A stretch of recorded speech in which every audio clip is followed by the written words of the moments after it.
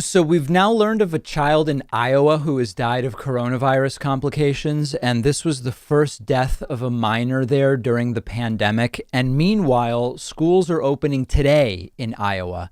Now, there are schools in Iowa that decided we're going to go remote for now, or at least they thought they decided it, because then the governor of Iowa came in and is actually forcing some schools to open. So there's about 3 or 4 different stories here. One is this is exactly why lots of places try to make it illegal, or at least a violation of contracts, for teachers to go on strike, so that when the governor says jump, instead of saying, why are we jumping? That doesn't make sense. They say, how high? And this is exactly an example of that. It relates to collective bargaining. It relates to unions. It relates to so many different things on the labor side, but it's not our focus today. The other side of it is really the craziness of the pandemic and the entire story of opening and school openings and the like. And the really crazy thing about the school starting fiasco is that it's all becoming laughably political. And I want to be careful about saying laughably because people's lives are at stake here. But what I mean is it's obviously political because we're now only talking about a couple of months. It's just that they are months that are crucial to Donald Trump's reelection and possibly to the reelections of Republicans in the House, in the Senate, gubernatorial Republican reelections. And I'll explain what I mean by that and be really specific. You have people on the right like Trump, but many Republican governors, although Charlie Baker here in Massachusetts has been good on this, Republican senators, you have all these people saying, open the schools now, open it for economic reasons, open it for mental health reasons. You know, being closed leads to suicides and mental health issues and isolation and all of this stuff. Okay.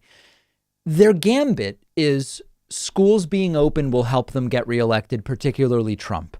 The idea being the optics of schools being open is good politically. It'll seem like things are returning to normal in advance of the November election.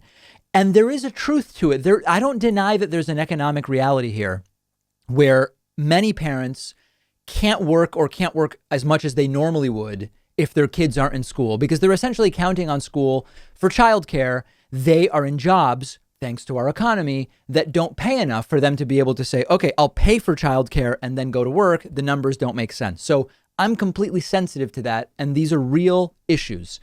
I'm not brushing off the issue of opening schools as something that we shouldn't even consider in some places. There are counties that have almost no cases.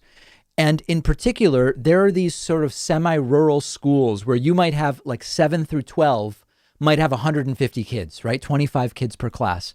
You can do that relatively safely. And I'm not against doing that. The problem is that's not the case in a variety of places that are opening, where we've instantly seen cases spread, quarantine start, etc. And again, it's almost September. At this point, we're talking about one semester. Had we done, it's always too little too late. Had we done a full coordinated shutdown in the spring, 2 months, maybe 3, full mask compliance, we would look like many countries which now are doing well, and we wouldn't be having this conversation to the degree that we are having it. It would be clear there's a bunch of schools that can open, but now everything has to stay open. The guidelines are ignored. Schools must open, and we're in a position where, for political reasons, Donald Trump and others want to force schools open. And we saw what happened. We looked at Georgia. We looked at Missouri. We're looking at Iowa, Indiana, everywhere. Kids and teachers start getting sick. Entire classes have to be quarantined for weeks. You're essentially ending up sending a whole bunch of people home anyway. It would be far more logical, although maybe not politically beneficial, to say, let's do the semester remote.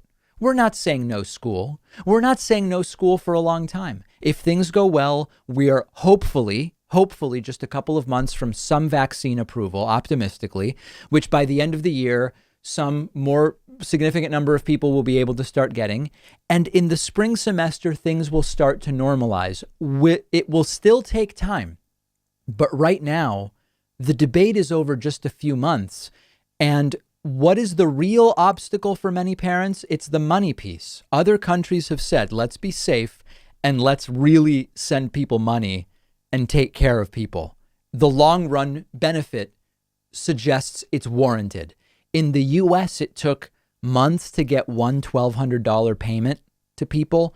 Who knows if and when the next one is going to come?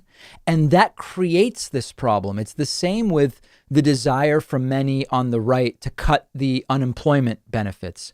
If you do that, you're going to force people back to work, not safely necessarily, but it will create a semblance of normalcy. So they will frame it as the left wants everything closed forever.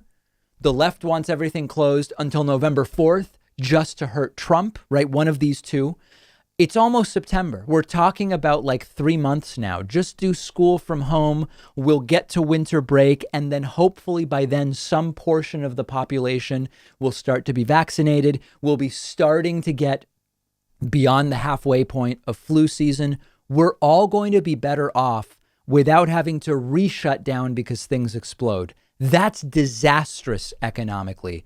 Flu season coming. I got my flu shot Friday. Glad to have it. Dr. Fauci recently said this won't go on forever, but we have to be safe until we get to the other side. And now Iowa, which opens schools today with the first confirmed child coronavirus death.